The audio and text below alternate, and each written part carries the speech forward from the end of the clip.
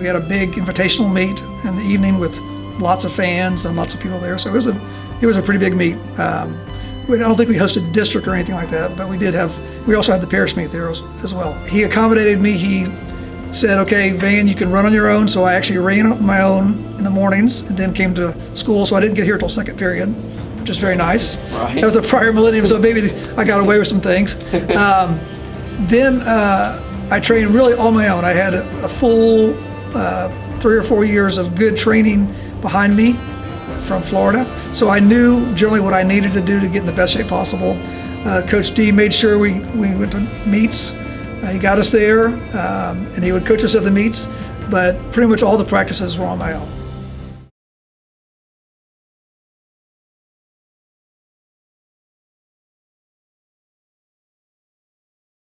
All right, so Van, I want to thank you for being here today. If you could, just real quick, what's your name, when you graduated from Denham, and what sports you competed in?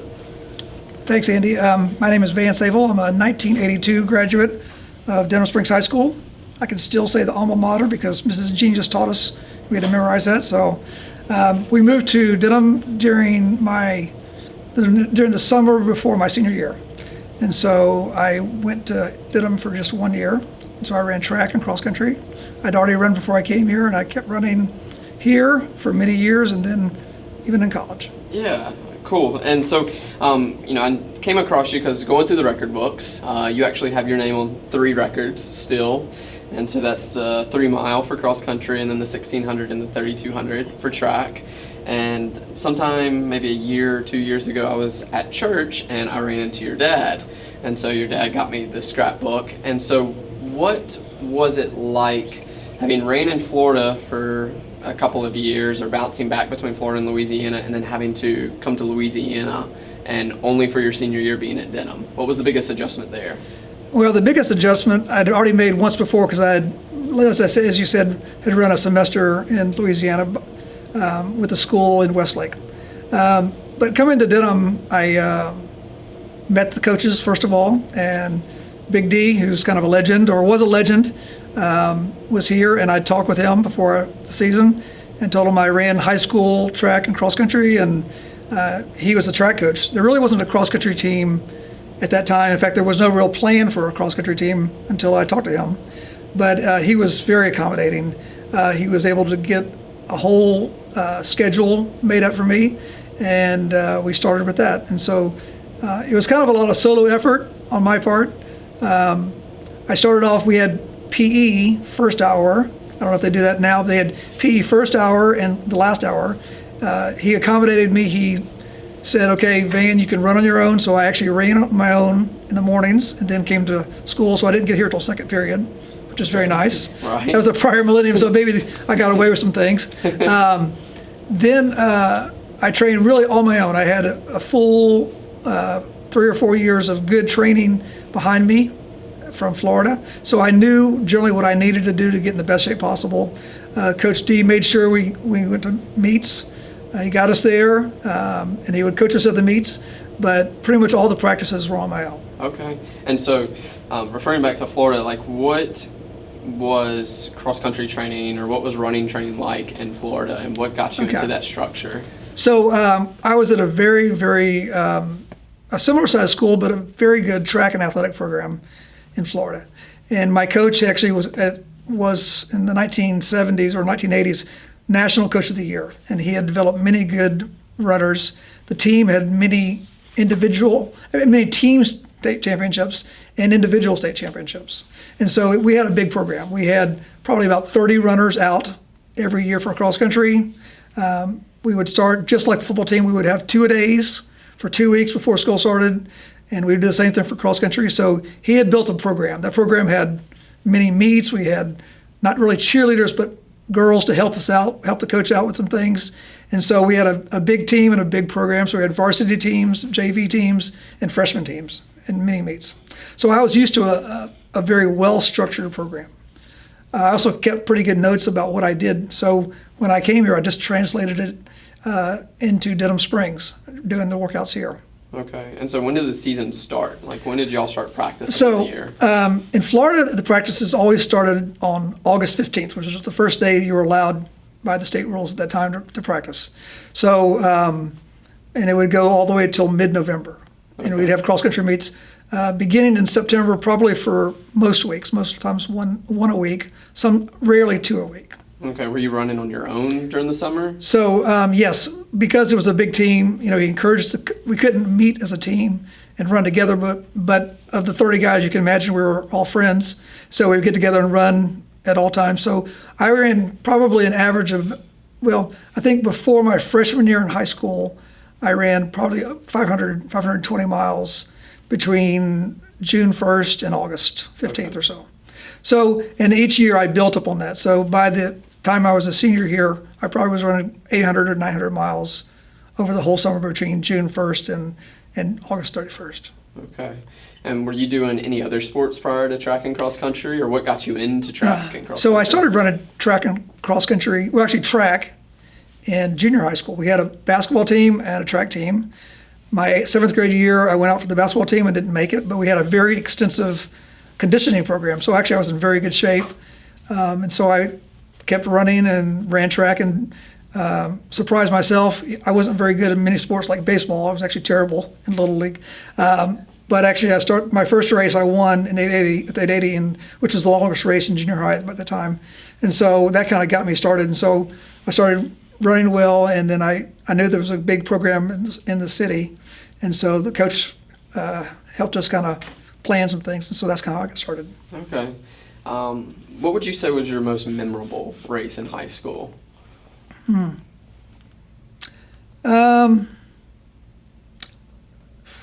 you have to cut some of this. Probably, let me think about the most memorable race my senior year. Okay. Actually, probably the most memorable race in high school was my sophomore year at Westlake when I won the 1600 as an individual at state at LSU. And I won it in the last 100 meters on a big kick after being passed and going back and forth. At Denham, I had a number of races that were big. Probably one of my better meets was a meet at Southwestern Louisiana, or what it was called back then. And I ran a 1600 and 3200, and I beat the two guys who were the best runners in the state who usually beat me, and I was able to beat them both at the same meet. So that was a very memorable event for me. Okay. What did practice look like at Denham? So practice at Denham was, I had the same thing almost every day, Monday through Friday. I ran 4 miles from my house, which was on Brenda Drive. I ran down Cockram, across, I don't know what the name of the road was, the road that you turn to North Park, and to a chemical facility plant. And I'd turn around and run that back every day, 4 miles. And then different days were different things. So usually Monday was some kind of repeat day. I would do commonly at the beginning of the year 5 1-mile repeats with 5 minutes rest. So I try to run, beginning of the year I'd maybe run 5:30 a mile. By the end of the year, running close to 5 minutes a mile with 4 or 5 minutes rest.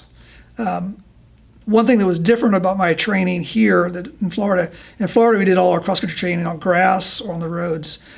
Here I didn't have a really good measured course at North Park, so I ran a lot of my track workouts and speed workouts on the track, which was present in good condition back in the 1980s. Right, yeah, and you actually went running at North Park recently. Yes, I went running at North Park recently. The grass there is great. The track is it's not really safe to train on right now. So yeah, So I mean, back when you ran, it had a rubber top, right? Yeah, it was rubberized asphalt. It wasn't a true rubber one like even where I live in Texas, the little junior high I run on has a rubber track to run on. Right. But it was a good track especially for that back in the 1980s.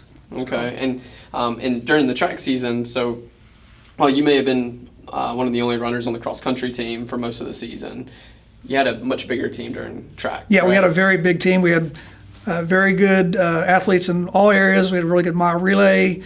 In fact, not only did the Denham team train at the track, but at the same time the Walker High School team were trained there. And we'd actually sometimes train together. I would train with some of their better distance runners as well.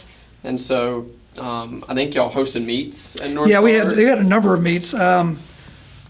First meet of the year, I think the first real meet of the year was there. And we had a big invitational meet in the evening with lots of fans and lots of people there. So it was a pretty big meet. I don't think we hosted district or anything like that, but we also had the parish meet there as well. Okay. Every year. What was it like running for Big D? Big D was fun. Big D was a great guy because he allowed me to train. He knew I had experience in training, and he knew he was a football coach, and he didn't try to overcoach me. He just was able to trust me to make the right choices. He put me in great conditions. He was always there to support me and yell for me. So he was a good one. He was definitely a great coach to work for and work with, and he really deserves a lot of credit. I don't know if you guys ever get a new track, but I got to say that to me, it should be called the Big D track because he was here so many years, both as a coach and a principal and everything, that he really gave a lot to the school, both he and his wife. No, him and Miss Kathy, they both invested a lot of time, just in the program, the community, the school itself. Absolutely. So let's talk about your records a little bit. Okay. So they've withstood nearly 40 years, all right? So cross country is 14:57. Do you remember that race where you broke 15? And I remember that race very well. I was training well, and I started the season at a first meet at a race that was hosted by Episcopal, and it was somewhere in Baton Rouge. I don't know where it was, but it was really a mixed course where it was both dirt and grass and like a loop around a neighborhood on some streets. It was kind of a really weird cross-country course. And I won that race, but I ran what I thought at the time was pretty slow. I ran 17:30s or something like that. And my PR from the year before was 15 minutes for 3 miles. So I was kind of concerned about how my running was going. I thought, if I'm not trained well, am I not ready for this? Because I was running all my workouts by myself, and it's hard to push yourself, by yourself. So the record was actually the next week. It was the second meet of the season. It was in Thibodaux at I think the E.D. White Invitational, and there was a runner from Baton Rouge High who was kind of the top Baton Rouge area runner. His name was Saul Rothschild, and he was a very, very strong runner. And we were running together, and he led most of the whole race, and we just followed this outer part of this grass, but it was very flat and very fast. I remember actually accidentally kicking his heels a few times and almost tripping him. I actually apologized after the race because I felt bad about that, but he was very gracious about that. I was just shocked at my time. I knew we were running fast. I knew it was faster than the week before, and I didn't know I was going to break 15 minutes. So that was the time. And actually, I never ran faster than that all year, even though I ran many races close to that, but I never ran that fast again. And what was that course like? Was it? It was pancake flat. Okay. And I don't remember it being particularly cool that day or anything. And you always wonder about cross-country courses. Was it a legit 3 miles? I know I'd run a legit 3 miles and 15 flat in Florida as a junior, so it was probably close, but it might not have. Maybe it was a little shorter than some of the races that we ran. But that's pretty much all I remember about that race. I gotcha. And so on the track side of it, you have the record for the 1600, Yep. which is 4:20. 4:20.8, yeah. Yep. And for the 3200, It's like 9:21. 9:21. Do you remember those races? Yes. Or how did those go? So I ran those at different meets. The district meet was at LSU for track, and I won the 1600. I can't remember what I ran that day. But LSU had a great true rubber track. And at district, I just ran well. There was really nobody in our district that was really going to push me, and I was able to get a big lead and run a PR at that race. So I was coming back after a 1600, but I was quite happy with that. The 1600 was actually the state meet that year, and I didn't win that race. I was actually a well back, probably 8 seconds back behind Keith Iodine from Rummel High School. But it was my fastest time. I'd run 4:22, I think, in some meets earlier, but I was actually well beaten that race. But I was set a PR for the year, and actually that was my high school PR for 1600 as well. So. Okay. Was there any rivalries or ongoing competition that happened throughout the season? Guys you raced repeatedly? So the two guys that I raced against and I always focused on were Keith Iodine and John Radcliffe. John was a runner at Bonneville High School. He was very strong. He was a short guy, but he had great endurance. Keith was a taller guy, but he had great leg speed. And they both ended up going to University of Arkansas initially on track and cross country scholarships. And so I raced against those a number of times. I was able to beat, I think I beat Keith Iodine only one race at a 3,200 when I was coming back from a 1,600 and he was fresh. And another time, John, I think we probably about split. I think he beat me about half the time, and I beat him.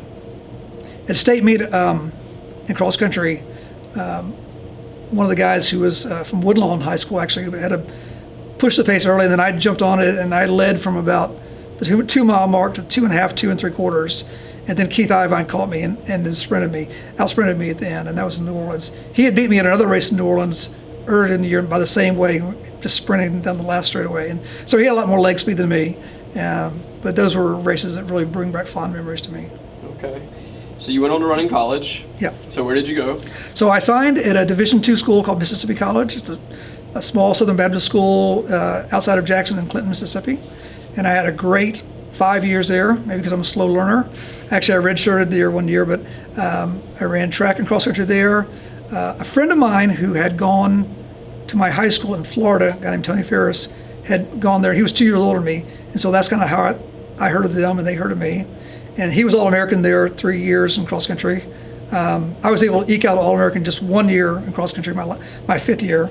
But actually, like I have the records at Denham, I actually still have the 5,000 meters and 10,000 meters record. At least I did until this year, as far as I know. I don't know how they're doing this year, but so I still have those records as well. So what are those times? So I ran 30 minutes and 44 seconds on the track and 10,000 meters, and I ran 14:25.8 for 5,000, and was able to qualify for nationals and track at the 5,000 meters and qualified for cross country 1 year. And did not get All-American honors in track, but I did my 5th year as a senior in cross country. Okay. So do you still keep up with the running world? Do you still run as much as you can? Or I still run. I've raced some out even after college, and the first couple of years of med school, actually, I ran pretty well during med school.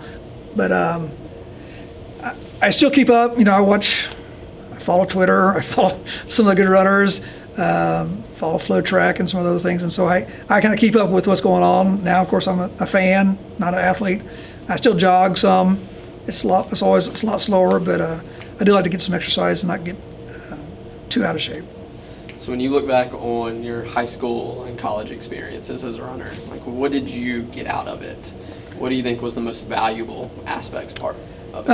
I think for me the most valuable probably was the discipline to focus and to do what I needed to do well, and that carried over in really every area. But one of the things that's kind of interesting, I actually originally signed a letter of intent to Mississippi College to run track and cross country, and they didn't have full scholarships back then, and so I had a small scholarship there, and I actually also did well in the ACT, and they said, "Oh, you qualified for academic scholarship, which gives you more money." So I actually switched from an athletic scholarship to an academic one before I started.